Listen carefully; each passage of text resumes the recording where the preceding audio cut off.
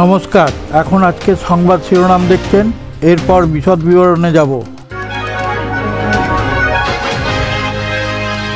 শুক্রবার বিধানসভার স্পিকার বিমান বন্দ্যোপাধ্যায় সেবাশ্রয়ের সাফল্য নিয়ে সংশয় প্রকাশ করেছেন।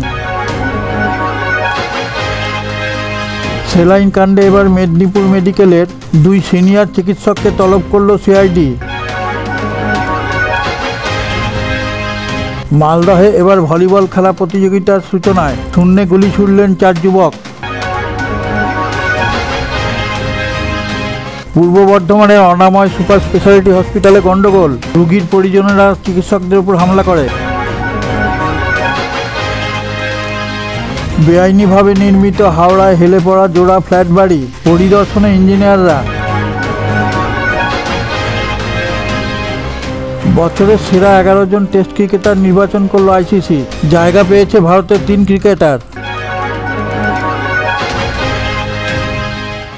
আজকের মুখ্য সংবাদে যাওয়ার আগে আপনার কাছে একটি বিশেষ অনুরোধ, আপনি চ্যানেলটিকে সাবস্ক্রাইব করে পাশে থাকা নোটিফিকেশন বেলটি ছুঁয়ে একটা লাইক দিয়ে শেয়ার করে দিন। তাহলে আমরা বিশ্বের নানা প্রান্ত থেকে খবর সংগ্রহ করে আপনাদের সামনে তুলে ধরার অনুপ্রেরণা পাব। অভিষেক বন্দ্যোপাধ্যায় তার নিজের সংসদীয় এলাকায় স্বাস্থ্য শিবিরের আয়োজন করেছেন, যার নাম দিয়েছেন সেবাশ্রয়। নতুন বছরের শুরু থেকেই ডায়মন্ড হারবারের বিভিন্ন জায়গায় চলছে সেবাশ্রয় ক্যাম্প।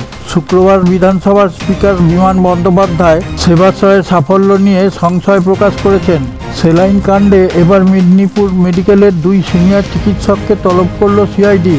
সমন পাঠিয়ে তাদের শুক্রবার ভবানী ভবনে ডাকা হয়েছিল। সিআইডির তরফে 2 চিকিৎসকই ভবানী ভবনে আসেন। তাদের দীর্ঘক্ষণ জিজ্ঞাসাবাদ করে গোয়েন্দারা। মালদহে এবার ভলিবল খেলা প্রতিযোগিতার সূচনায় শূন্যে গুলি ছুড়লেন 4 যুবক। সেই ভিডিও ভাইরাল হতেই শোরগোল পড়ে যায় এলাকায়। নড়ে চড়ে বসে প্রশাসনও। পুলিশ সূত্রে খবর, কয়েকটি বন্দুক এবং আগ্নেয়াস্ত্র উদ্ধার করা হয়েছে, তবে এই ঘটনায় কাউকে এখনো গ্রেপ্তার করা যায়নি। পূর্ব বর্ধমানের অনাময় সুপার স্পেশালিটি হাসপাতালে গন্ডগোল হয়েছে।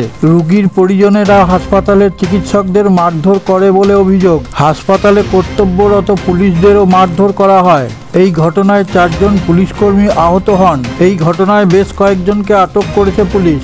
বেআইনিভাবে নির্মিত হাওড়ায় হেলে পড়া জোড়া ফ্ল্যাট বাড়ি, খবর পেয়ে পুরসভার ইঞ্জিনিয়াররা সেখানে পরিদর্শনে যান। বিষয়টি প্রকাশ্যে আসার পরেই হাওড়ার পুর প্রশাসক সুজয় চক্রবর্তীর নির্দেশে শুক্রবার সেখানে গেলেন পুরসভার বিল্ডিং দপ্তরের ইঞ্জিনিয়ারেরা। বছরের সেরা 11 জন ক্রিকেটারকে নিয়ে 2024 সালের সেরা টেস্ট দল নির্বাচন করল আইসিসি।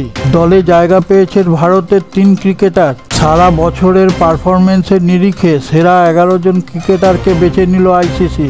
আপনি যে জায়গা থেকে ভিডিওটা দেখছেন সেই জায়গার নাম কমেন্টে লিখে পাঠালে আমরা আপ্লুত হব।